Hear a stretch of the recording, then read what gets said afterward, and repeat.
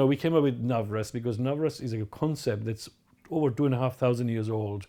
And it is, obviously, it's not just relating to Indian classical music, it relates even more perhaps to dance form, to sculpting, painting, theatre. So it's an all-encompassing concept. And so we decided we will use that concept and we will use that name for our record company. And so that's how we started. Our main ethos was that because Indian classical music is improvised, it is perhaps at its best when it's presented live. You can get an artist into a studio and it can be an afternoon and you tell him to sing an evening raga and they will do a wonderful job because they're highly trained professional people. So it's not that they would not do it, but at the end of the day, it will lack the spontaneity of a live performance without interacting with an audience. It may be the time of the day, time of the season, something that you cannot create no matter how much you try in a studio. So we decided, since Jay had all these recordings which were live, we will continue to do these things.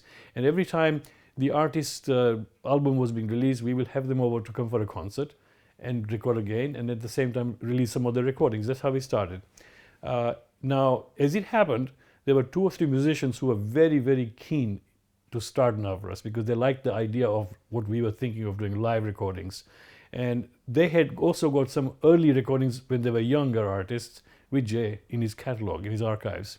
And so the inspirational people behind Navras, apart from ourselves obviously, were the artists like Pandit Shiv Kumar Sharma, Pandit Hari Prasad Chaurasia and Ustad Sultan Khan. These 3 individuals become really, if you like, people who said, you have to do this and we will help you with it. Our objective was, our aspiration was that we wanted to be the Deutsche Grammophon of Indian classical music. Because when you think of Western classical music, the first name that comes to your mind is Deutsche Grammophon. And the quality of that company's archives is just amazing. In 1992, we started this thing. And at that time, the digital music was a relatively new thing. And that gave you a much nicer, cleaner sound than you could get on a vinyl because of the scratch and everything else that happened. The other problem was, until that time, people always associated any live recording as being rubbish quality, so they didn't want it. Because if you tell them this is live, they said, nope, give me studio recording because I don't want to hear it.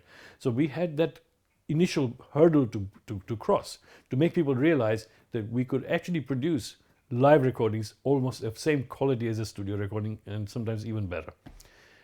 But we finally managed to get through that. And so in the end, the Navras label came to be associated with the label not only of good quality music, but high audio quality presentation, aesthetically presented.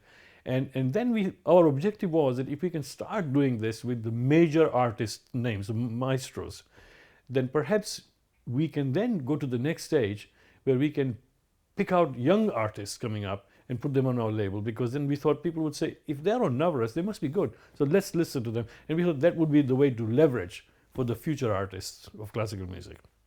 We have got a much wider repertoire. We have Sufi music, we have percussion music, we have folk music, we have duets of unusual variety between 2 instruments, between voice and instrument, between North and South Indian music. We have Drupad,